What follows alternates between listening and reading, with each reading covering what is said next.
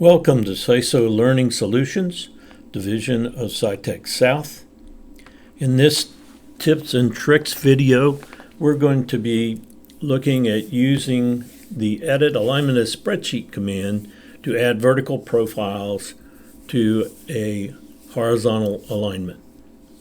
Now, there's two options in Trimble Business Center.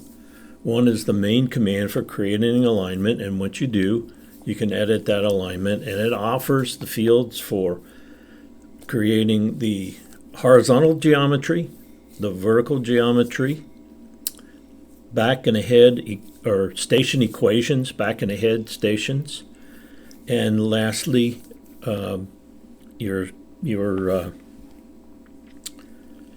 super elevations. But in this case, we're only going to be dealing with setting up the alignment, the horizontal and the vertical. The first thing that we're going to do is to go into our project and create the next two alignments. We've got the others already created. And what we're going to do is, in most cases, when you're dealing with a residential project or a commercial project and they have an alignment, you don't normally get the actual geometry of that alignment. You have to use the line that's in the drawing.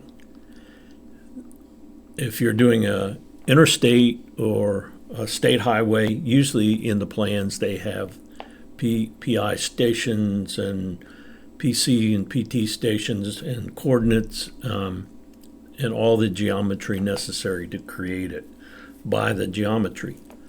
However, we're just going to rely upon the accuracy of the lines, the CAD lines that were delivered to us by the engineer, as well as their length. So the first one we're going to create is this Providence Walk. And one of the things that you need to really be sure about is what direction is this line facing in. So I just edited the line so I can see the arrows.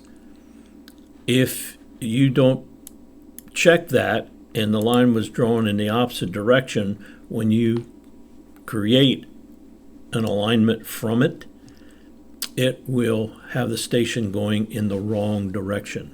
And we really don't want that to happen. So what we're going to do is we're going to create alignment for this main entrance road and this one side road. All the rest of them are already created. So in the corridor section, there's a create alignment. And if we run that, first of all, we want to name it, and Providence Walk, and we're going to select it from Align and say OK, and there's our line. And one of the things we want to check is, what is the ending station of this line? In the drawing, they're always rounded off, but in this case, it's 1288.95, an odd length.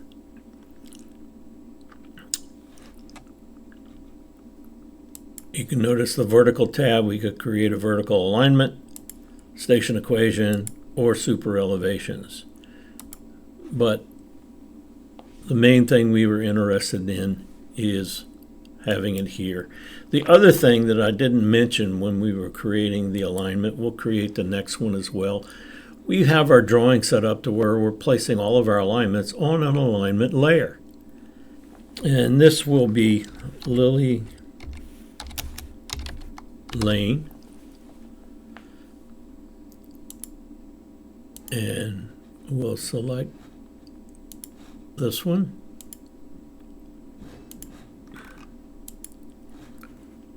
And it's just a straight road of that length. Now, we need to remember those dimensions, and you'll see here in a minute, I've already set that up. So let's consider doing this. Let's turn on the alignments layer. You see the green lines that are shown up. And let's turn off the centerline layer. So now we can see that we have these alignments, and they're honoring stationing. If I do an explore an object and come down here and click right about there, that's 400.48, so I was pretty close to clicking correctly. So it's carrying the station with it. These other alignments, I believe I've already put the profiles in them, but what we're going to do is work with these and get the profile set up. We could have gone and done it in the actual edit alignment. Click that, pick the alignment, and key the information in. But there's some pre-work that needs to be done to even get ready to do it in either case. So if we look at this drawing here, you'll notice you have an end of the line here, but they really don't have any data for what that elevation is at station 0. So what I did is I computed that. And what we're going to recompute that in a spreadsheet and just show you how we would use it. And in this case, 1288.95, we again don't have the station for the end of the road, nor do we have the elevation. So what we're going to need to do is set that up. And what I've done is created a spreadsheet, and we're going to work through these two. If I flick back over here, you can see that I've got them on all of the roadways. I created the profiles. So we're going to go to that second page, and so we're going to do it for Providence Walk. And the main things that you do, you need the starting station and elevation, and then the PVI, station, elevation, and the vertical curve length. That's the three items that are needed if there's a vertical curve. And you just keep filling that out until you get to the end where you would have a station and an elevation. So let's begin the process. We'll enter as much data as we know is accurate. So this road begins at 0, but we don't know the elevation. The next item is the PVI, which is station, let me move that to the side a little bit, station 711.4. Also, don't put the pluses in there. Just make it true numbers. 0.24 for the PVI, and the vertical length is 0.66. Okay, and I believe there is another PVI in this project. I'll zoom here so we can get it, and that would be station 1111.46 and elevation of 2120.42 with a vertical curve length of 97.88. And then the end, we're just going to use the number that we have here, and we'll say it is 1288.95. And we do not have the elevation for that. I'll just show you how I handle calculating this. I do have a spreadsheet, so I can put formulas out here and compute stuff. Well, the first thing that we'll look at, let's come back here and get the starting one. We have a percent of grade up downhill from 0, but it's uphill backwards from the PVI at 1.37%. Okay, so if I come over here and I say this will equal 711.4 times 0.0137, which is the percent rate. That's the amount that the PVI needs to raise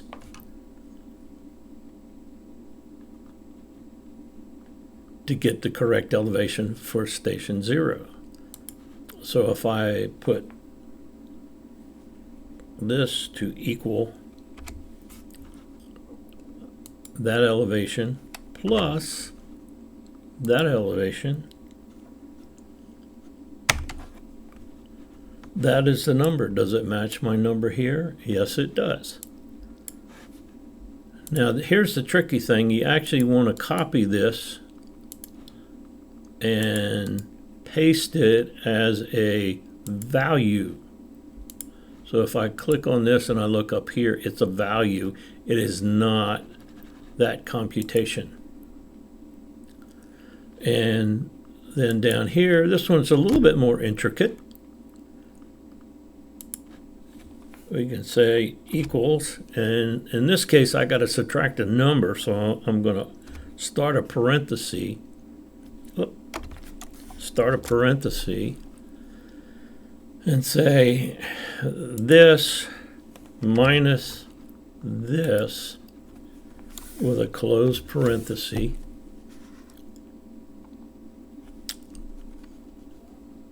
will give me the distance, and then I want to multiply it by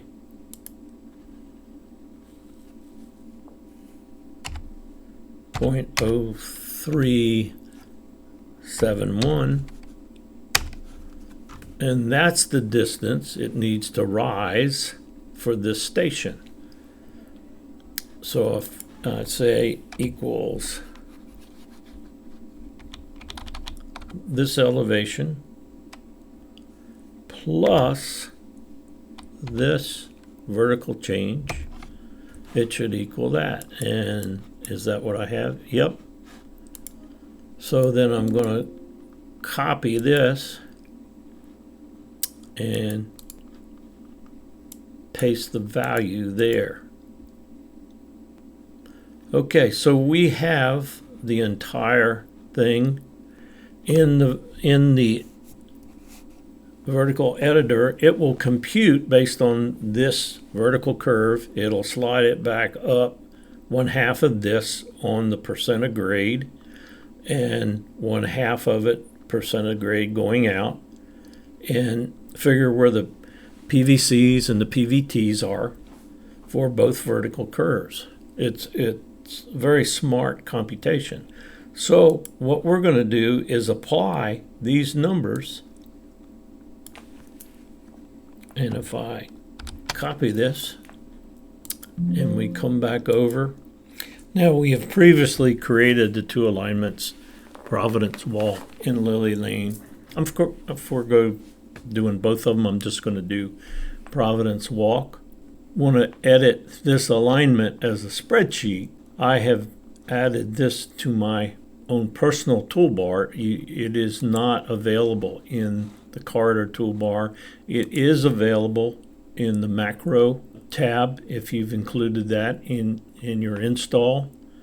You can also hit your F12 key and type in edit, and edit alignment as spreadsheet will show up in the command bar.